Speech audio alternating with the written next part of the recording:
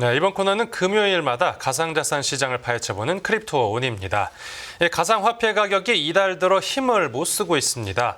비트코인 물량이 대량으로 풀리는 악재까지 겹쳐서 가격 전망이 밝지만은 않은데 그 가상자산 컨설팅 업체 원더프레임의 김동환 대표와 함께 현 시장 상황 진단해 보겠습니다.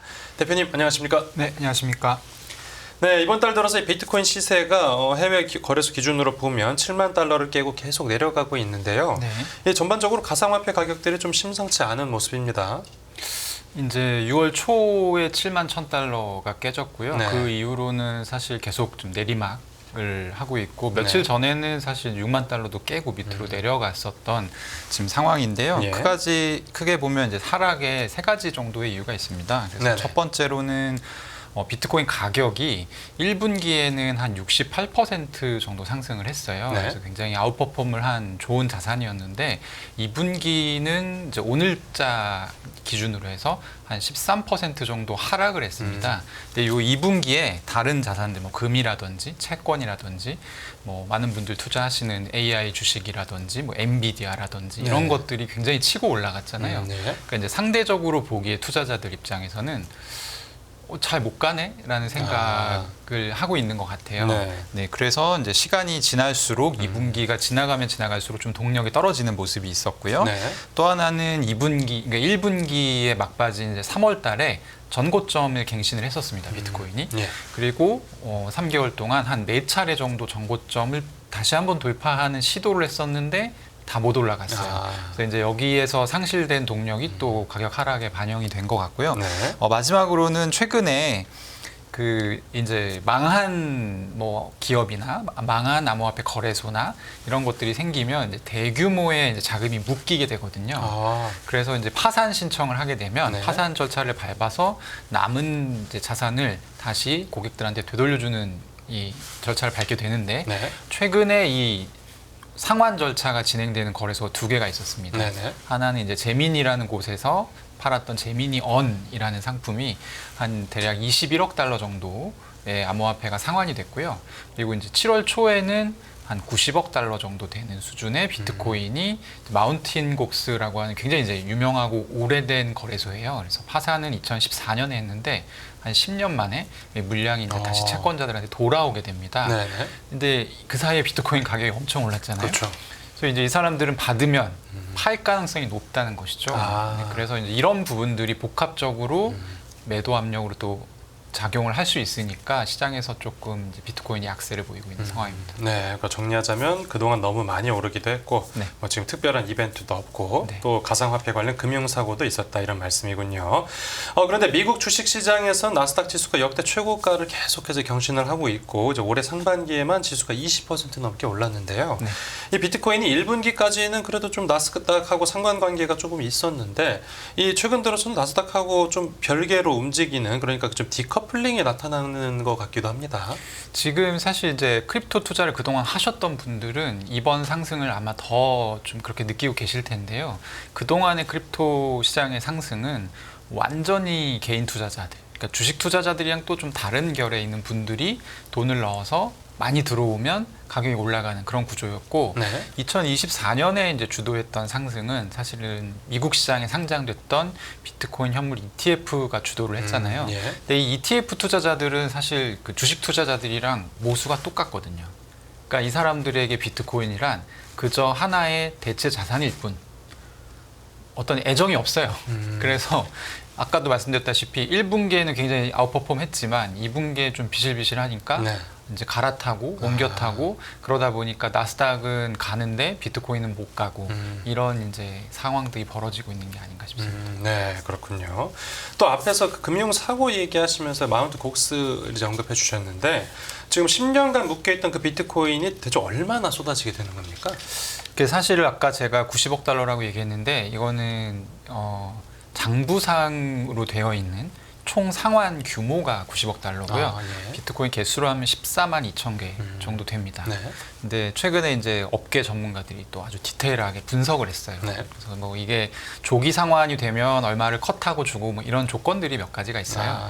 다 계산을 해보면 개인 투자자들한테 떨어지는 물량은 대략 한 6만 5천 개 정도고, 근데 이 6만 5천 개 주인들이 사실은 아까 제가 설명할 때는 굉장히 많이 오른 상태이기 때문에 차익 실현하지 않겠냐라고 그러겠죠. 말씀드리긴 했지만 2014년에 사실 비트코인 투자를 했던 사람들이라면 굉장히 IT 지식이 많고 얼리 어답터에 해당하는 사람들이기 때문에 네. 더 올라갈 것이다 라고 보고 있을 가능성이 높다. 그래서 6만 5천 개 중에 한 10% 정도가 시장에 매물로 출하되지 않을까 하는 네. 것이 지금 시장 전문가들의 공통적인 의견이고요. 사실 이제 아까 초두에 말씀드렸다시피 비트코인 가격이 떨어지다 못해 얼마 전에 5만 달러 선으로 5만 8천 달러까지 떨어졌다가 네. 다시 회복이 되긴 했습니다만, 그러니까 떨어졌던 이유는 마운틴 곡스가 7월 달에 우리가 상환하겠다 계획을 발표하니까 갑자기 이제 뭐 한 열흘 있다가 이게 닥칠 수 있는 일이라서 다들 이제 내다 팔았던 것이고, 근데 왜 다시 올랐냐면 이런 이제 계산들을 해보니 실제 시장에 나올 수 있는 물량은 좀 제한적인 것 같다라는 분석이 힘을 얻으면서 가격이 다시 회복된 것입니다. 네. 근데 그 거래소가 이제 파산했다라고 설명해 주셨는데 네. 이 제미니하고 마운트 곡스였나요? 거래소가 어떻게 파산하게 된 겁니까? 제미니는 파산하진 않았고요. 네. 제미니가 거래소고 제미니 언이라고 하는 일종의, 그러니까 제가 만약에 비트코인을 가지고 있어요. 그러면 제미니 언에다 맡기면 누구한테 내가 대출해 준 것처럼 대출 이자를 받을 수가 있는 상품이에요. 네.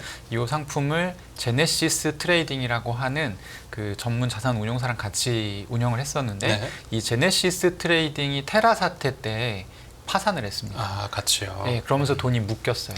네. 그래서 이제 원래는, 그러니까 거래소가 파산한 것은 아니고 거기서 이제 묶였던 돈을 돌려주게 된 것이죠. 네. 요게 이제 5월 29일부터 상환이 되기 시작했고 네. 대략 한 달 정도 상환이 됐는데 비트코인 가격이 하락했던 기간이랑 겹쳐서 JP모건 같은 이제 곳에서는 이게 이번 하락의 이유 중에 하나인 것 같다라고 또 분석을 하기도 했습니다. 네. 이제 지금 미국 중앙은행인 연방준비제도가 빠르면 9월쯤에 기준금리를 인하할 거란 기대감이 커진 상황인데 예상대로 만약 미국이 진짜로 그때 금리를 내린다고 하면 네. 이 4분기부터는 가상자산 쪽에도 좀 유동성이 들어오면서 가격 반등이 이루어지지 않을까 이렇게 생각을 해볼 수 있는 겁니까? 네, 근데 요게 이제 좀 애매한데요. 예. 왜냐하면 제가 이제 이 위험 자산을 선호하는 어떤 유동성 투자 자금, 스마트머니, 핫머니의 어떤 우선순위에서 비트코인이 좀 밀리고 있다라는 말씀 드렸잖아요. 네.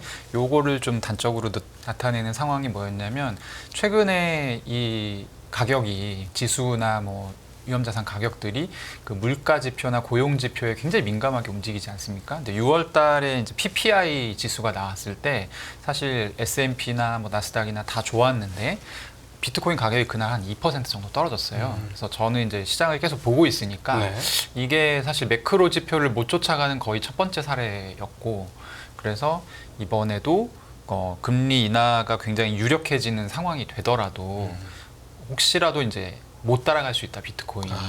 그럴 가능성도 사실은 이제 염두에 두셔야 되고, 다만 지금까지, 그러니까 저는 이제 어떻게 지금 구분법을 나름대로 생각을 하고 있냐면, 금리 인하를 할 때 시나리오가 두 개잖아요. 네. 하나는 경제가 이제 망가져서 하는 금리 인하가 네. 있을 거고, 뭐 주로 이제 고용 사이드가 원인이 되는 것으로 얘기가 많이 되고 있죠. 네. 고용이 지표가 굉장히 안 좋게 나오거나 실업률이 높아지거나, 그럼 빨리 해야 된다, 금리 인하. 또 하나는 물가가 지금 너무 높아서 하려던 걸 못 했는데 네네. 물가가 낮아져서 할 수 있을 때. 전자 같은 경우에는 사실 금리 인하를 하더라도 비트코인을 누가 사줘야 가격이 오르는데 고용이 망가지면은 이 사람들이 비트코인 못 살 가능성이 높잖아요. 네네. 그래서 비트코인 가격이 올라가더라도 막 그렇게 좋을 것 같지는 않고, 제 생각에는. 근데 반대로 이제 어떤 물가가 내려가서 물가 지표가 잡히면서 금리 인하할 수 있는 여건이 됐다라고 할 때는 조금 올라가지 않을까, 그렇게 생각하고 있습니다. 네, 주식하고 좀 약간 흐름이 비슷하게 갈 거라고 보시는 거네요. 네네. 이제 6월도 다 갔고 주말 지나면 이제 7월이 시작되는데 저 하반기 가상자산 투자자들을 위해서도 조언도 있으면 몇 가지 부탁드립니다. 뭐 주식 시장도 많이들 그렇게 얘기하시던데, 지금 이제 미국 대선 직전 3개월 랠리를 다들 기대하고 있으시잖아요. 네. 그러니까 바이든 대통령이 재선하려면 이때 성적이 굉장히 중요하기 때문에 뭐 행정부에서 최대한 전폭적으로 지원하지 않을까, 뭐 이런 얘기하는 것 같은데, 네. 사실 이제 뭐 아주 경제적이거나 그런 동인이라기보다는 좀 정치적인 예외 상황 때문에 지금 상승을 점치는 사람들이 많은 것 같거든요. 그래서 모든 위험 자산이 같이 올라가진 않을 것 같아요. 제 생각에는 네. 몇 가지가 이제 올라갈 것 같은데 그 상승도 사실은 자연스러운 이유에서 올라가는 게 아니기 때문에 언젠가는 또 급락을 맞을 수 있다. 그래서 조심하셔야 되고 네. 특히 코인 같은 경우는 저는 비트코인, 이더리움 말고는 사실 굉장히 위험하다 생각합니다. 근데 오늘 아까 보니까 솔라나였나요? 그 네. 현물 ETF 출시 뭐 신청서를 냈다고도 나왔는데 이런 네. 기대감이 어떻게 상승 압력으로 작용할 수는 없는 겁니까? 근데 이제 솔라나가 이제 나왔고요. 사실 이제 업계에서 그냥 제 뷰를 말씀드리면 비트코인이랑 이더리움은 ETF가 비교적 가능한 자산이에요. 네. 왜냐하면 앞서서 거래됐던 전적이 있습니다. 그래서 비교해보고 선물과 현물이 그렇게 차이가 없네? 라고 해서 쉽게 좀 갈 수 있는 방법이 있는데 솔라나는 그 부분이 없기 때문에 사실 거의 맨땅에 헤딩하는 수준이고 어제 발표가 나오긴 했습니다만 업계 내에서도 그런 비판의 목소리가 나와요. 이게 가능성이 없는데 지금 이게 좀 약간 속보인다는 거죠. 솔라나 가격이 실제로 한 10% 올랐습니다. 어제. 네.